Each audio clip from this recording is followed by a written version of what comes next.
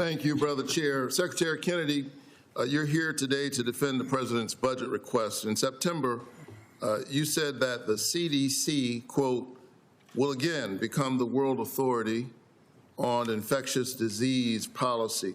Do you still stand by that statement, yes or no? We already are. Secretary Kennedy, do you know what rabies is?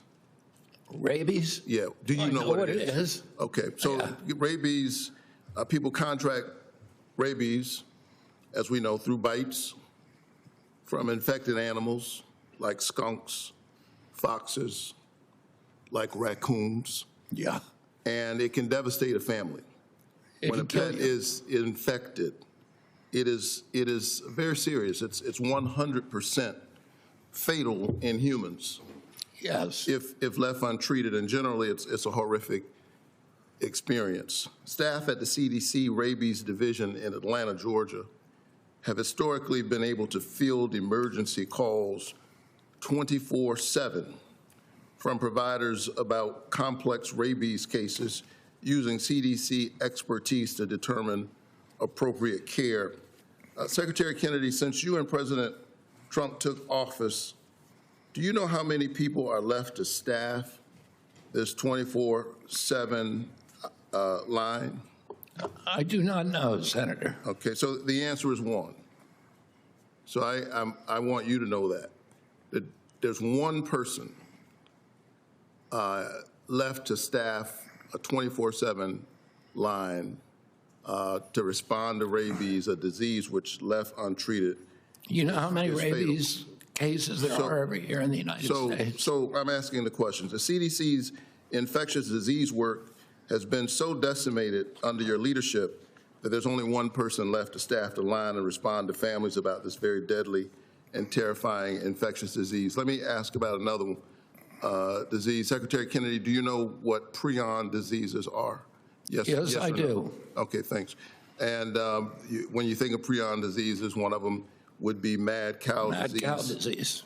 And diseases like mad cow disease can be transmitted from animal meat to humans, and it can cause a rapid onset of dementia, challenges with walking, personality changes, and severe insomnia. It's also 100% fatal, and there is no cure, with people's brain tissue essentially turning into a sponge before death. Do you know which office at CDC monitors prion disease?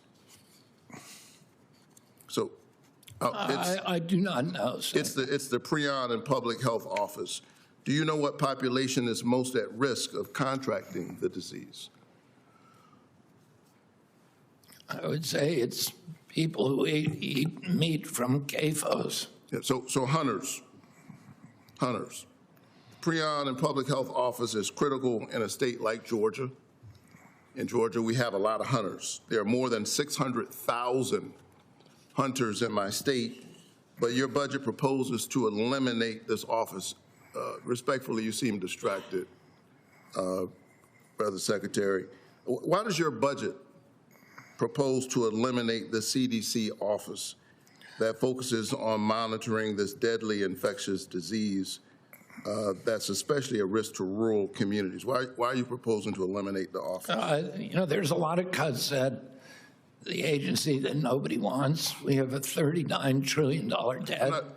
We've been asked to cut across the agency 12%. I assure you that the 600,000 hunters in Georgia would want this office. They would want the protection. I assure you that families that are dealing with rabies or the prospects of that would want to know that somebody's going to answer the phone when they call. You've come to Congress and justified destroying the CDC by saying you want to just restore the CDC's mission to focusing on infectious diseases.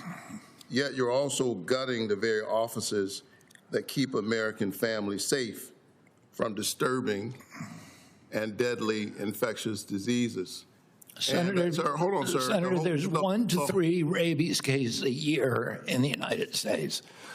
Oh, I think one person manning that office full-time well- probably can handle that Well, traffic. In terms of prion disease, it's very, very rare. I beg to differ. Here is the issue, and we see this across the board with CDC.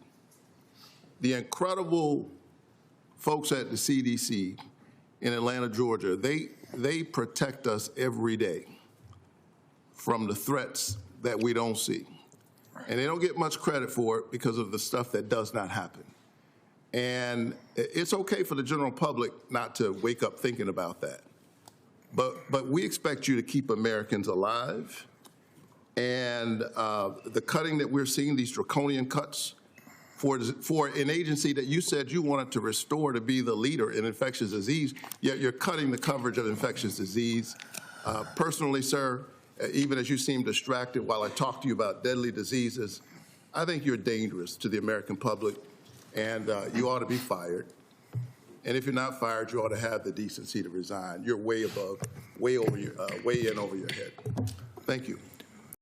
Support journalism you trust. Support PBS News.